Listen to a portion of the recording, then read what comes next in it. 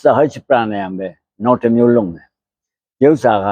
နှာခေါင်းကနေပထမလေးကိုကိုအောင်ထုတ်ပြီးလို့ရှိရင်နှာခေါင်းနှစ်ပတ်စလုံးကနေပဲလေးကိုဝအောင်ရှူပြီးရင်ဒီပါးစပ်ကိုအပေါ်ကိုဆူလိုက်တာဆူပြီးတော့လေးကိုနည်းနည်းလေးခပ်ပြင်းပြင်းကိုအောင်ထုတ်အဲ့ဒါ sahaj pranayam နောက်တစ်မျိုးပဲအဲ့ဒီဥစ္စာကို၃ချိန်လုံးနှာခေါင်းကနေပြီးတော့လေးကိုဝအောင်ရှူမယ်ရှူပြီးမှပါးစပ်ကိုအပေါ်ကိုဆူမယ်ဆူပြီးတော့လေးကိုထုတ်မယ်၃ချိန်လုံးသူ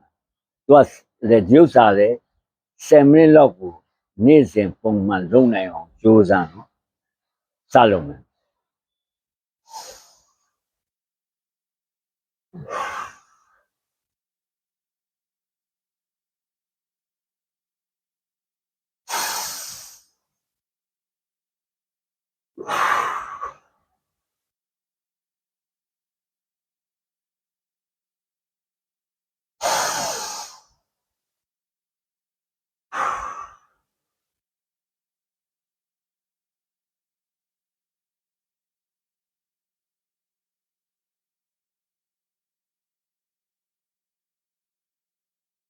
ဒီ pranayam က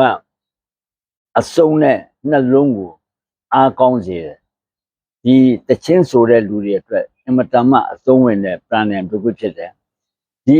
ဥစ္စာကိုအမြဲတမ်းလုပ်ခြင်းအပြင်ဒီလေဘင်းကိုသူတို့အတန်တချင်းဆိုတဲ့အချိန်မှာအတန်ကစားရတဲ့ဟာတွေအတန်အနေနဲ့လိုရတဲ့ဟာတွေအတန်ကိုစူးပြီးဩရတာတွေအဲ့ဒီကလေကြောင်းအတွက်